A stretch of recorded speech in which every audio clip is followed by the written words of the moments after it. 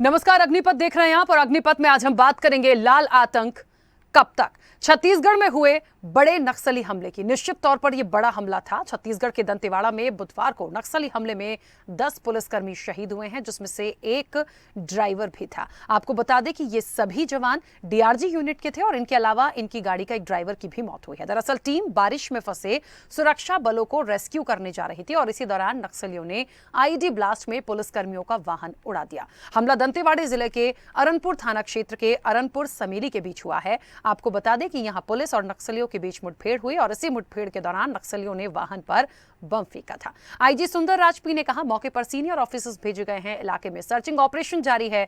आपको यह भी बता दें कि बस्तर में नक्सलियों का टीसीओसी यानी टैक्टिकल काउंटर ऑफेंसिंग कैंपेन चल रहा है और नक्सली इस दौरान अक्सर कई बड़ी घटनाओं को अंजाम देते हैं। टीसीओसी को देखते हुए फोर्स भी अलर्ट मोड पर है। बस्तर के सभी जिलों में जवानों को सर्चिंग के लिए भेजा जा रहा है। उधर छत्तीसगढ़ की यदि बात की जाए तो मुख्यमंत्री भूपेश बघेल ने इस पूरी घटना पर दुख जताया है और कहा है कि शहीदों के परिवारों के प्रति मेरी संवेदनाएं हैं। नक्सलियों को बख्शा नहीं जाएगा। केंद्रीय गृह मंत्री हैं अमित शाह, उन्होंने भी छत्तीसगढ़ के मुख्यमंत्री भूपेश बघेल को हर संभव सहायता देने की बात कही है। आपको बता दें कि इससे पहले बीजापुर से कांग्रेस विधायक विक्रम मंडावी के काफिले पर एक हफ्ते पहले नक्सलियों ने हमला किया था। सिर्फ यहीं तक नहीं, इससे भी पहले यदि हम और पीछे चले जाएं तो बहुत सारी ऐसी घटनाएं हुई हैं जो निश्चित तौर पर अच्छी नहीं है और जब जवानों की शहादत जाती है तो कैसे ही इन घटनाओं को अच्छा माना जाएगा। एक बड़ा सवाल देखिए यहां पर कि लगातार बातें हो रही थी नक्सलवाद के खात्मे की। भूपेश सरकार की यदि हम बात करें तो बहुत सारे ऐसे अभियान लेकर आए थे जिसमें नक्सली आत्मसमर्पण कर रहे थे, लेकिन क्या हुआ? एक पल के लिए लगा, कुछ समय के लिए लगा कि शायद ये घटनाएं कम हो गई हैं या कह लीजिए कि शांति का टापू शायद छत्तीसगढ़ भी बन जाए, लेकिन लगातार जल्दी जल्दी जो तस्वीरें हमारे सामने आई वो निश्चित तौर पर एक तनाव भी होता है, चिंता का विषय भी है और दुर्भाग्य इसलिए कहूंगी मैं यहां पर क्योंकि वो जवान जो शहीद हो गए हैं। इस पर कुछ प्रतिक्रियाएं हैं, वो भी आपको सुनाएंगे और उसके बाद इस चर्चा को मैं आगे बढ़ाऊंगी। निश्चित रूप से उस योजनाबद्ध ढंग से बना के ये नक्सलवाद को ही समाप्त करें। नारायणपुर थाना क्षेत्र का मामला है। वहाँ कुछ दूरी में नक्सली छिपे होने की गोपनीय जानकारी थी। डीआरजी के जवान रवाना किए गए थे। सर्चिंग के बाद लौट रहे थे तो आईडी ब्लास्ट किया गया है, जिसमें 10 जवान और एक ड्राइवर की मृत्यु हुई है। कुल 11 लोगों की शहीद हुए हैं 11 लोग, ऐसी जानकारी अभी मिल रही है। एक्स्ट्रा फोर्स, सपोर्टिंग फोर्स रवाना कर दिया गया है। कुछ समय पश्चात जब वो आ जाएंगे और सपोर्टिंग पार्टी चली जाएगी तब विस्तृत जानकारी मिलेगी। क्या कारण लगातार इस तरीके से अब नक्सली जो हमला कर रहे हैं? नहीं, लगातार हमले नहीं हुए हैं। लगातार हमला कहना उचित नहीं है। नक्सली हमले को हम लोग हमेशा नाकाम करते गए हैं और उनको खदेड़ने में कामयाब हुए हैं। 60% नक्सली मूवमेंट कम करने में इन 4 वर्षों में काम हुए हैं। बीच बीच में एक आध दो घटना होता है जो उनकी उपस्थिति दर्शाने के लिए दिख जाता है। दंतेवाड़ा जिला के अरनपुर में जो नक्सली हमले में 11 नौजवानों के शहीद होने का समाचार मिला है, ये समाचार अत्यंत हृदय विदारक है, दुखद है और इस घटना की जितनी भर्त्सना की जाए, जितनी निंदा की जाए वो कम है। मैं वीर शहीदों के प्रति अपनी विनम्र श्रद्धांजलि अर्पित करता हूं, उनके परिजनों के प्रति संवेदना व्यक्त करता हूं और निश्चित रूप से हम सबको आगे बढ़कर इस दिशा में अब सोचने की और काम करने की जरूरत है। बड़ा सवाल है लाल आतंक कब तक, और निश्चित तौर पर एक बड़ा सवाल कि आज दुख प्रकट हम कर रहे हैं, लेकिन इसका बदला कैसे पूरा होगा? बदला इसलिए नहीं कि आप किसी की जान लेकर बदला लेंगे, लेकिन लगातार यदि जवानों की शहादत गई है तो चुप कब तक बैठा जाएगा? कब तक विकास के नाम पर, विकास की बातों को लेकर ये कहते रहेंगे कि विकास के, जब हम विकास करते जाएंगे, सब डेवलपमेंट होता जाएगा तो नक्सली अपने आप उनका खात्मा हो जाएगा, वो शांत हो जाएंगे? नहीं, कभी कभी कुछ ऐसी भी चीजें होती हैं या कह दीजिए कि मजबूरी हो जाती है सामने कि हमें मुंह तोड़ जवाब देने की जरूरत पड़ती है। क्या गलती थी? क्या ऐसी बात आ गई थी जहां पे ये तमाम चीजें हुई थी? कौन इसके लिए जिम्मेदार है? किसे जिम्मेदार माने? और सरकार की अब कितनी बड़ी जिम्मेदारी है कि इस चीज का खुलासा करके निश्चित तौर पर जो दोषी हैं उनको कड़ी से कड़ी सजा दिलाई जाए। इस चर्चा को मैं आगे बढ़ाऊंगी। हमारे साथ मेहमान जुड़े हैं, सबसे पहले आपका परिचय करा दें। कांग्रेस का पक्ष रखने के लिए जावेद खान हमारे साथ जुड़े हैं। जावेद जी, बहुत स्वागत चर्चा में जुड़ने के लिए। बीजेपी का पक्ष रखने के लिए निशिकांत पांडे हमारे साथ जुड़े हैं। निशिकांत पांडे जी, आपका भी बहुत स्वागत है। मैं चर्चा की शुरुआत सबसे पहले जावेद जी आपसे करना चाहती हूं, आपसे इसलिए भी क्योंकि छत्तीसगढ़ में कांग्रेस की सरकार है, बहुत उम्मीदें हैं, भूपेश बघेल ने दुख जताया है, लेकिन अभी तक ये बातें हो रही थी कि नक्सलवाद का खात्मा हो जाएगा। एक उम्मीदें लगने लगा था कि एक शांति का टापू हो जाएगा। मैं ये नहीं कह रही हूं कि बदलाव नहीं हुए, बहुत बदलाव हुए हैं, और लगातार यदि सरकार अभियान चलाती आई है, कई नक्सली ऐसे हैं जिन्होंने आत्मसमर्पण किया है, अच्छा लगने लगा था देख के, वाकई लगने लगा था, लेकिन लगातार ये जो चीजें अब फिर से शुरू हुई हैं, ये क्या दर्शाती हैं और कितनी बड़ी जिम्मेदारी ये सरकार के लिए है कि इसका अब जड़ से खात्मा किया जाए? नमस्कार आपको, आपके सभी दर्शकों को। आज की घटना हृदय विदारक है और सरकार इस पे पूरी नजर बनाए रखी है।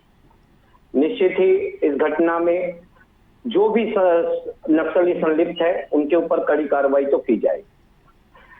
आपको मैं एक बात बताना चाहता हूं, जब से छत्तीसगढ़ में भूपेश बघेल जी की सरकार बनी है, लगातार ऐसी नीतियां बनाई गई जिसके बाद नक्सलवाद बस्तर से बहुत हद तक खत्म हुआ। आज चुनाव का समय है, कहीं ना कहीं नक्सलवाद को दिखाने के लिए इस तरह की हरकतें हो रही है कि हम अभी मौजूद हैं, और यह सिर्फ और सिर्फ जो कहा जाता है कि एक दिया जब बुझने से पहले वो बहुत ज्यादा फड़फड़ाता है, बस वही स्थिति आज बस्तर में नक्सलवाद की है। ये बुझने के पहले फड़फड़ा रहे हैं। नक्सलवाद के खिलाफ जो हमारी लड़ाई है ये अंतिम दौर पे है। चुनाव के समय ये अपना आतंक बनाए रखने के लिए इस तरह की हरकत कर रहे हैं। निश्चित ही मैं और सभी इसकी भर्त्सना भी करते हैं। सरकार जरूर इस पे बड़ा कदम उठाएगी, कोई भी नक्सली बख्शा नहीं जाएगा। एक बात आपने अभी बोली है कि कहते हैं कि जिसका खात्मा होने वाला रहता है, अंत होने वाला रहता है, वो बहुत दिया जो है वो फड़फड़ाता है। मुझे ये बताइए, आज न जाने कितने घरों के दिए बुझ गए होंगे। जावेद जी, समझ सकते हैं इस शहादत का बदला कब तक हम विकास के नाम पर लेंगे, कब तक हम शांति से लेंगे, कब तक हमें चुप रहना होगा? एक ये बहुत बड़ी उम्मीद अभी भी मैं कह रही हूं, मैं सिर्फ और सिर्फ इलेक्शन से नहीं जोड़ूंगी इसको, क्योंकि एक राजनीति का विषय नहीं था। ये एक मुद्दा हो सकता है कि नक्सलवाद को सरकार खत्म करे या सरकार कर सकती है, ये हो सकता है, हम जोड़ सकते हैं, लेकिन फिलहाल जो लोग शहीद हुए हैं, जिनकी शहादत हुई है, उनके परिजनों के बारे में भी सोचा जाए। बिल्कुल, सरकार की संवेदनाएं हैं उन परिजनों के साथ में। आज अगर हम बस्तर में सुरक्षित हैं तो हमारे जवानों की वजह से सुरक्षित हैं। आज हम चैन की नींद सोते हैं तो हमारे जवानों की वजह से चैन की नींद सोते हैं। पर लेकिन यह जो नक्सलवाद का दंश है यह आज का नहीं है, यह बहुत पुराना है। जब छत्तीसगढ़ विभाजित नहीं हुआ था उससे पहले से नक्सलवाद है। पिछले 18 साल में नक्सलवाद बढ़ते बढ़ते 18 जिलों तक पहुंचा। आज धीरे धीरे नक्सलवाद वापस छत्तीसगढ़ की सीमा से बाहर जा रहा है।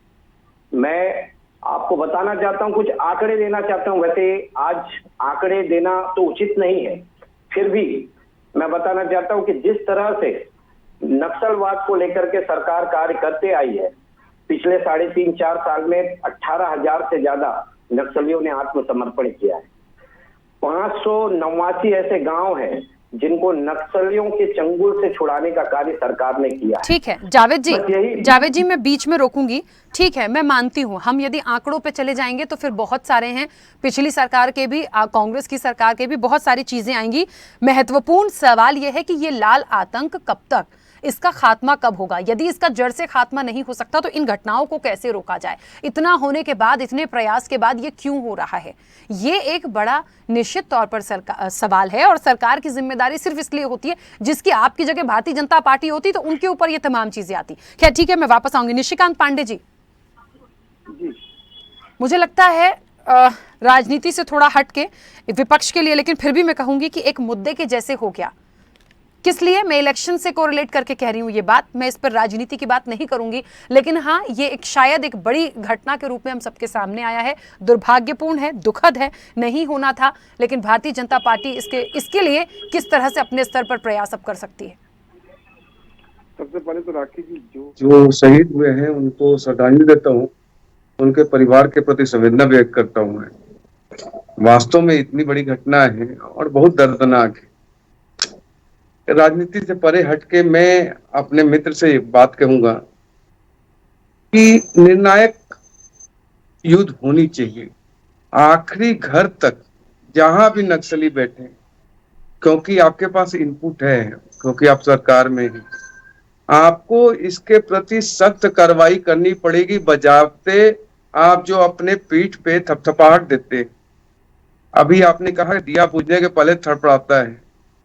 आपके चुनाव में जीत के बाद हमने अपने बड़े नेता विधायक को खो दिया नक्सली हमले में। आज से 2 महीने पहले लगातार भाजपा के कार्यकर्ताओं पे टारगेट किया गया, हमने बहुत आवाज उठाई। अभी 1 हफ्ता पहले ही आप ही के पार्टी के विधायक, ये हम आपसे बराबर कह रहे हैं, लेकिन जो बात है कि आप अपने उसमें ऐसे चूर हो गए हैं कि आप कार्रवाई करने को तैयार नहीं है क्या? आप स्वयं से आप कल्पना कीजिए कि जो अभी घटना हुई है इसमें इंटेलिजेंस फेलियर की बात होगी कि नहीं। अभी गृह मंत्री का मैं बयान देख रहा था, उसका अप्रोच मुझे वैसा लगा ही नहीं, उसको लगा ही नहीं कि मतलब उसको थोड़ा भी तकलीफ हो रही है। ऐसा नहीं होना चाहिए। आपको ना, आपका मेरा साथ है, हम आपके साथ खड़े हैं, हमारा क्या सहयोग चाहिए बताओ, लेकिन एक एक कातिल को चुन चुन के मारो, घर में घुस के मारो, दोबारा ऐसा कोई हमला ना हो, ऐसी व्यवस्था बनाओ। आप सरकार में हो, आप जो आंकड़े दे रहे थे वैसे आंकड़े कितने पड़े हुए हैं, राखी जी सही कह रही थी। ये चुनाव का विषय नहीं है, चुनाव में भी 6 महीने हैं। अगर आपको मालूम है कि चुनाव पूर्व इतने बड़े बड़े घटने होने की आशंका है, तो इंटेलिजेंस क्या कर रही है, सरकार क्या कर रहा है? चलिए गृह मंत्री की बात नहीं करते क्योंकि वो है ही नहीं कहीं, लेकिन सरकार तो है ना, प्रदेश का मुखिया दिखाता तो है ना कि हम नक्सली के प्रति कड़ी कार्रवाई कर रहे हैं, और आप बार बार कहते हैं कि हमने एकदम बिल्कुल नक्सली खत्म कर दिया है। तो ये घटना क्या बयान करता मेरे भाई? ऐसी व्यवस्था ना हो। किसी परिवार का चिराग बुझ गया है, आप आखिरी चिराग यहाँ जला रहे हो। राजनीतिक विषय नहीं है, लेकिन विषय ये है कि मिल के चलिए, हमारी कहीं आवश्यकता है, हम आपके साथ चलने को तैयार है, लेकिन ऐसी घटनाएं रुकनी चाहिए, अक्षरशः रुकनी चाहिए। इनका मतलब कोई समर्थन नहीं कर सकता। लेकिन जब 75 हमारे सेना के जवान मारे गए थे, तो वही कन्हैया कुमार वहां पे जेएनयू में बैठ के ना क्या मना रहा था, जश्न मना रहा था, वही कन्हैया कुमार आपकी पार्टी में। इसका मतलब क्या कहना चाह रहा हूँ मालूम? मैं आप पे आरोप नहीं लगा रहा हूँ, लेकिन जो सफेद पोश इनके पीछे बैठे हुए हैं, जो इनको हर तरह से सुविधा मुहैया करा रहे हैं, उस लिंक को तोड़ो आप।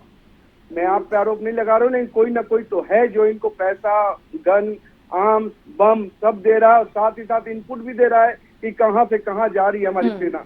ठीक है, आप इसी से समझिएगा। इसी से एक बात है, इसी से एक सवाल मेरा और था, लेकिन मैं निशिकांत जी बाद में आऊंगी। एक बहुत महत्वपूर्ण सवाल इसी से जुड़ता हुआ जावेद जी, जैसे कि हमारे जवान कहां से कहां जा रहे हैं, कहाँ रुकेंगे, किस रास्ते से वो जाएंगे, ये तमाम चीज़ें उनको पता होती हैं। पहले से आईडी प्लांट हो जाता है, विस्फोट हो रहा है, तमाम चीज़ें हो रही हैं। मुझे बताइए यहाँ पर अभी जिस तरह से आज पूरी अपडेट आई है कि TCOC tactical counter offensive campaign नक्सलियों का चल रहा है, और अक्सर वो अपने इसी कैंपेन के दौरान इस तरह की घटनाओं को अंजाम देते हैं।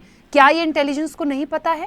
क्या प्रशासन को नहीं पता है? यदि नहीं पता है तो ये तो और बड़ा फेलियर है, पर मुझे नहीं लगता कि उनको नहीं पता होगा। क्यों नहीं पता होगा? ये जब आपको पता है इस कैंपेन के दौरान वो ऐसी वारदात करते हैं, ऐसी घटनाएं करते हैं, तो इसके लिए पहले से सतर्क रहने की जरूरत है। इस तरह के कैंपेन नक्सलियों के द्वारा किए जाते हैं। उन कैंपेन को ध्वस्त करने के लिए ही सेना के जवान बाहर निकलते हैं अपने कैंप से। लोगों को सुरक्षित महसूस कराने के लिए ही सेना के जवान बाहर निकलते हैं अपने कैंप से। लगातार इनके जो आप अगर देखेंगे तो पहले लगातार ये नक्सली सप्ताह मनाया करते थे, लगातार बंद का आह्वान करते थे। आज वो बंद का आह्वान ये कर नहीं पा रहे। कारण क्या है? हमारे जवान जो कैंप में ना रह करके ऐसे समय में इनको मुंह तोड़ जवाब देने के लिए निकलते हैं, और इनको चुन चुन करके मारते भी हैं। लगातार आप देखेंगे तो ऐसा नहीं है कि नक्सली यहाँ से बच के कहीं निकल जा रहे हैं। नक्सलियों को भी हमारे जवान मुंहतोड़ जवाब दे रहे हैं। उनसे जो लोहा लिया जा रहा है, आज उसी का की वजह है कि बस्तर में नक्सलवाद नहीं के बराबर है। ठीक है, लंबा समय लगा है इसे खत्म करने में थोड़ा समय और लगेगा।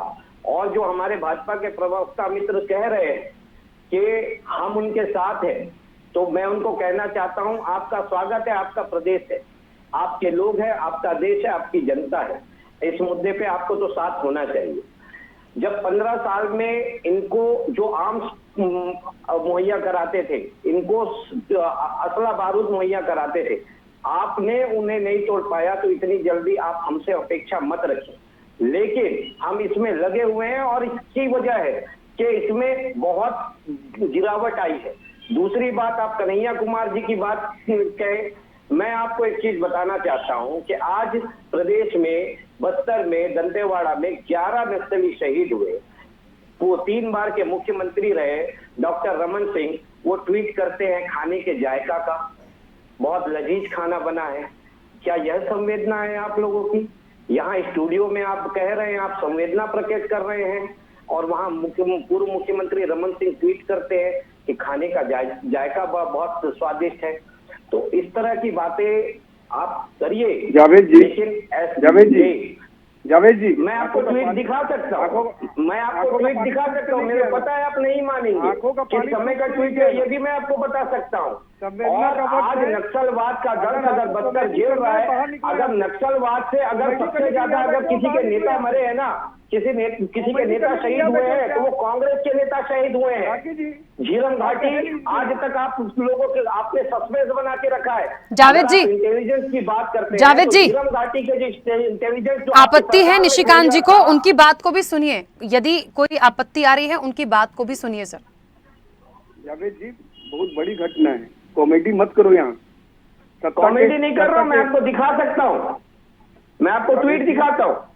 जावेद जी, जी, खाने का लुत्फ कौन ले रहा है मैं बता सकता हूँ आपको, लेकिन अभी ये वक्त नहीं है। ये वक्त है उन शहीदों के साथ, उनके परिवारों के साथ खड़े होने का। प्रदेश की सरकार शहीदों के साथ, उनके परिवारों के साथ खड़ी है। आप निश्चित रहिए, जो घटना घटी है उसका मुंह तोड़ जवाब प्रदेश सरकार देगी। अगर हमारे 11 जवान शहीद हुए हैं, तो 11 के बदले 1100 नक्सलियों का खात्मा हम करके दिखाएंगे। इसके लिए हम आवाज बनना आसान नहीं है भाई, सत्ता की आवाज है, संवेदनशीलता दिखाओ उनके प्रति, वो संवेदनशीलता दिखाओ उनके परिवार के प्रति दिखाओ। इतना बड़ा घटना हुआ है। ये ट्वीट है, रमन सिंह जी का ट्वीट है, हवा में बात नहीं करते हम। कहाँ खाना खा रहे मत करो यार, राजनीति हमको करना चाहिए, हम नहीं कर रहे। तो इतना दुख है, हम उनके परिवार के साथ खड़ा होना चाहते हैं, उनके दर्द में शामिल होना चाहते हैं। आप किस बात की राजनीति कर रहे हो? सरकार राजनीति हम नहीं कर रहे। देखिए, राजनीति आप यहाँ पर आप लेकर के आ रहे हैं। आपका कहना है कि इंटेलिजेंस का फेवर है। 2 जिले से 18 जिलों तक नक्सलवाद को फैलाने का कार्य आप लोगों ने किया। देखिए, बात वही आ गई, घूम फिर के राजनीति पे आ गए, आरोप प्रत्यारोप पे आ गए। मुझे एक बात का जवाब दीजिए, सरकार में होने के नाते, देखिए समय की अपनी सीमा होती है, मेरा महत्वपूर्ण प्रश्न है और बहुत जिम्मेदारी के साथ आपको जवाब देने की जरूरत है, चाहे जावेद जी आप हो या निशिकांत जी आप हो। मैं शुरुआत आपसे कर रही हूं। जावेद जी, मुझे इस बात का जवाब दीजिए कि ये लाल आतंक के खात्मे की जो बात होती थी, लगातार उठती आई है। मैंने शुरुआत में ही कह दिया कि ऐसा नहीं है कि पहले जैसे हालात है, बहुत बदला है छत्तीसगढ़, बहुत बदला है, लेकिन इसको जड़ से कैसे खत्म किया जाए, इस वक्त क्या करने की जरूरत है, सरकार क्या कर सकती है, कुछ ऐसा कि वाकई में लगे कि हाँ नक्सलवाद नहीं है। देखिए राघवी जी, सरकार लगातार सामाजिक पुलिसिंग की ओर बढ़ी हुई है। आज पुलिस और अंदर के जो अंदरूनी ग्रामीण है, उनके बीच में लगातार संवाद स्थापित है। जो उनके बीच में गैप हुआ करता था, आज वो गैप खत्म हो चुका है। आज आपको ग्रामीण क्षेत्रों में विकास दिखेगा। जो विकास है वही नक्सलवाद का खात्मा करेगा, यह सरकार मानती है। यह बात आपको भी मानना पड़ेगा। जावेद जी, यदि विकास से ही खात्मा होगा, फिर वही बात आ रही है, विकास से खात्मा होगा तो आप तो कहते हैं कि हमने बहुत विकास किया, 4 साल में अगला इलेक्शन आ गया, फिर यह घटना क्यों हो गई, सवाल फिर वहीं आ जाएगा।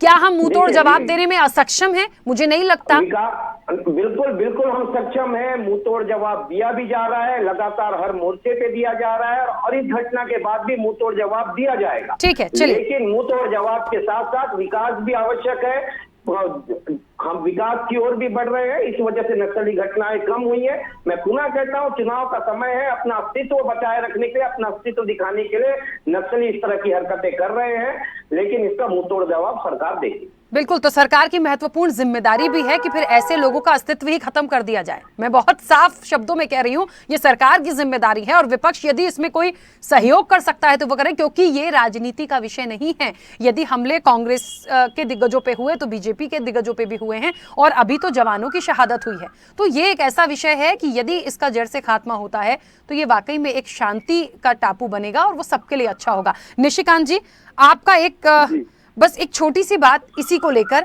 कि कैसे इसका खात्मा हो सकता है, एक सुझाव हो सकता है, विपक्ष किस तरह से आ सकता है, क्या किए जाने की जरूरत है?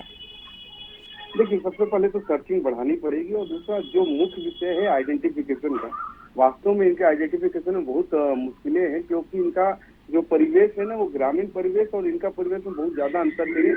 मैनिपुलेट करके वो ग्रामीण परिवेश को दिखाते हैं। भाषा से आप पकड़ सकते हैं, लेकिन वो भी आइडेंटिफाई करना थोड़ा मुश्किल है। अभी क्या है, सर्चिंग करके, और जो इंटेलिजेंस है वो बहुत तेजी से काम कर सकती है, तो उस चीज को लेके आगे बढ़ना चाहिए। और प्रशासन को जैसे रोड ओपनिंग पार्टी चलती है ना, उसको भी चलाना होगा। जब हमारी सेनाएं मूव कर रही हैं तो सारी इफ और बट को नजरअंदाज करके नहीं चल सकते, उनको लेके चलना पड़ेगा, और प्रॉपर हर चीज का एक इंटेलिजेंस रिपोर्ट करता रहे, और उस पर एक्शन भी उसी अकॉर्डिंग होता रहे। सर्चिंग होना चाहिए, आइडेंटिफिकेशन के लिए कार्य करना चाहिए, और तीसरा जो है सख्त से सख्त कार्रवाई की जाए। जी रख बिल्कुल, चलिए ठीक है। निश्चित तौर पर ये एक उम्मीद तो है कि ये होगा, लेकिन वाकई में इस पूरी घटना के बाद चुप बैठने की मुझे नहीं लगता जरूरत है, और मुझे लगता भी नहीं है जिस तरह से भूपेश बघेल ने कहा है, क्योंकि इलेक्शन भी हैं, बहुत सारे लोगों को अभी आपको जवाब देना है। आप दोनों का बहुत शुक्रिया, क्योंकि समय की सीमा है। और निश्चित तौर पर जो आज पूरा घटना हुई, जो एक बड़ा सवाल बनके हम सबके सामने आया कि ये लाल आतंक कब तक, ये सिर्फ सवाल है, और मुझे लगता है ये सवाल रहेगा, लेकिन अब इसका समय जवाब देने का है, और ये जिम्मेदारी सरकार की बनती है। बार बार बात चुनाव की आ रही है, लेकिन चुनाव को छोड़ के इसके इतर हम दूसरे तरफ से देखें तो वाकई में जवानों की शहादत हुई है। बहुत गंभीरता से लेके इसे देखना होगा और मुंह तोड़ जवाब देना होगा। चर्चा में इतना ही, दीजिए इजाजत, नमस्कार।